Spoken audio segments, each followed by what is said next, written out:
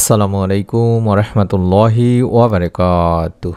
1 minute মাদ্রাসা YouTube চ্যানেলে সম্মানিত দিনী ভাই বোনেরা, আমি আশা করি আল্লাহ তাআলার অশেষ রহমতে আপনারা ভালো আছেন, সুস্থ আছেন। আলহামদুলিল্লাহ। দেখতে দেখতে আজ আমরা রহমতের প্রথম 10 দিনের শেষ রোজায় পৌঁছে গেছি। আজ হচ্ছে পবিত্র রমজান মাসের প্রথম 10 দিন রহমতের শেষ রোজা। আজ সেহরির সময় অবশ্যই আপনারা কষ্ট করে হলেও 100 বার এই ছোট্ট দোয়ার আমলটি করবেন।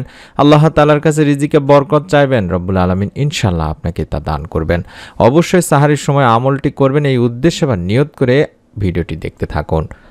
রহমতের সময় বা প্রহর বলতে রাতের শেষ তৃতীয়াংশকে বোঝানো হয়।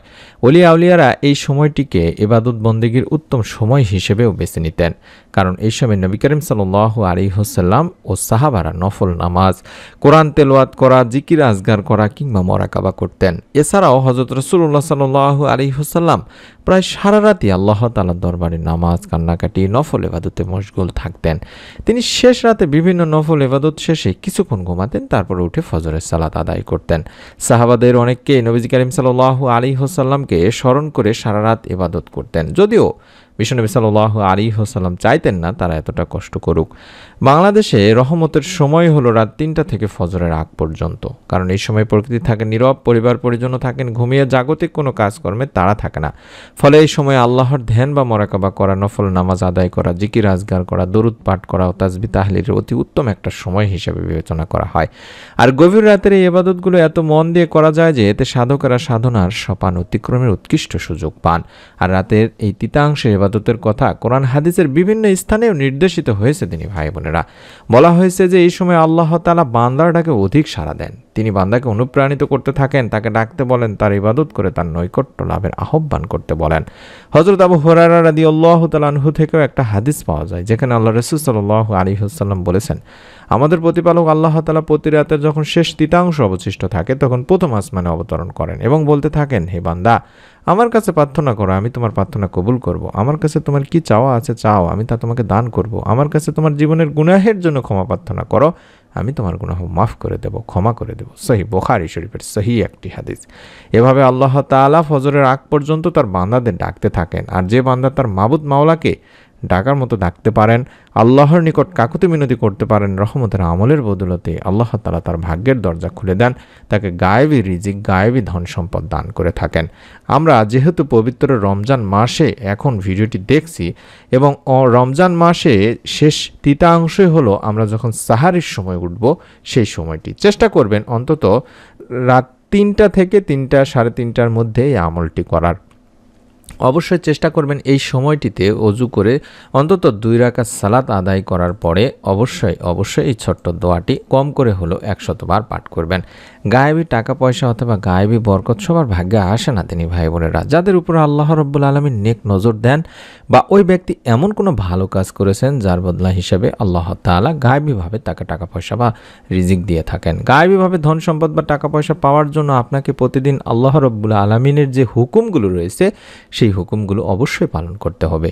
কখনোই আল্লাহর হুকুমের বিরুদ্ধে যাওয়া যাবে না এবং প্রতিবার নামাজ শেষে আল্লাহ তাআলার কাছে দোয়া করতে হবে বেশি বেশি করে, যেন আল্লাহ তুমি আমার অর্থ সম্পদে সচ্ছলতা দাও, রিজিকে বরকত দাও, এবং বেশি বেশি করে আস্তাগফিরুল্লাহ পড়তে হবে, যেটা আমি প্রত্যেক ভিডিওতেই বলে থাকি দিনী ভাই বোনেরা। এবং একটা ছোট্ট দোয়ার আমল আপনাদেরকে করতে বলবো। এই দোয়ার আমলটি করলে রব্বুল আলামিন আশা করা যায় আপনাকেও রিজিকে বরকত দান করবেন।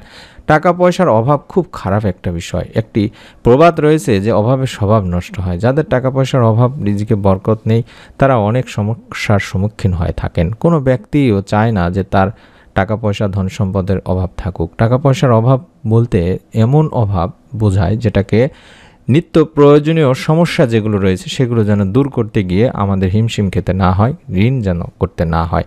এতটুকু হলেই আল্লাহ রাব্বুল আলামিনের কাছে সকলেই চেয়ে থাকেন। টাকার অভাব দূর করতে বা রিজিকে বরকত আনতে গেলে কিছু আমল ও দোয়া রয়েছে যেগুলো পাঠ করলে আল্লাহ রাব্বুল আলামিন আপনাকে কখনোই টাকা পয়সার অভাব বা ঋণের মধ্যে ফেলবেন না ইনশাআল্লাহ। আপনার প্রয়োজন পূরণ করতে যে পরিমাণ টাকা পয়সার প্রয়োজন, রিজিক প্রয়োজন আল্লাহ তাআলার পক্ষ থেকে, সেই পরিমাণ টাকা পয়সা বা রিজিক আল্লাহ রাব্বুল আলামিন আপনাকে দেবেন। টাকা পয়সার অভাব যেন কখনোই আপনার কাছে না আসে, আপনার যেন ঋণের মধ্যে না পড়েন, তার জন্য এই ছোট্ট দোয়াটি অন্তত কষ্ট করে হলেও 100 বার পাঠ করার চেষ্টা করবেন। ফজরের নামাজের আগে, যেটা বললাম 3টা থেকে আপনারা চেষ্টা করবেন যে 3:30টার মধ্যে এই সময়টিতে আপনারা অন্তত 100 বার পড়ার চেষ্টা করবেন, বেশি বেশি ইস্তেগফার পাঠ পড়ব।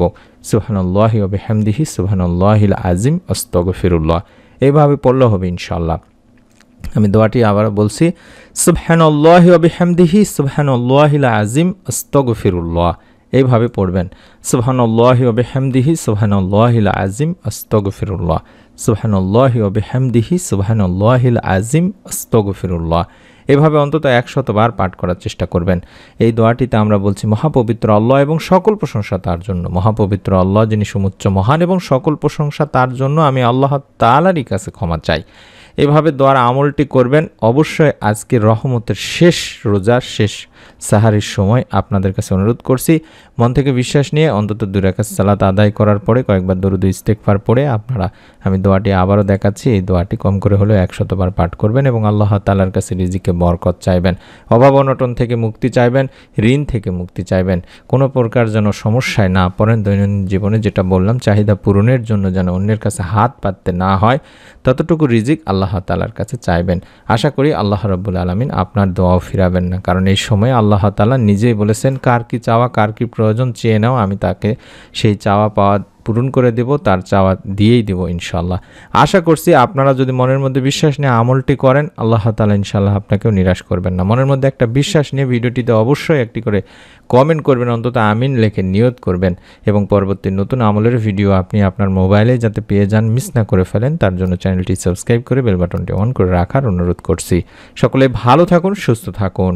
আসসালামু আলাইকুম ওয়া রাহমাতুল্লাহি ওয়া বারাকাতুহু।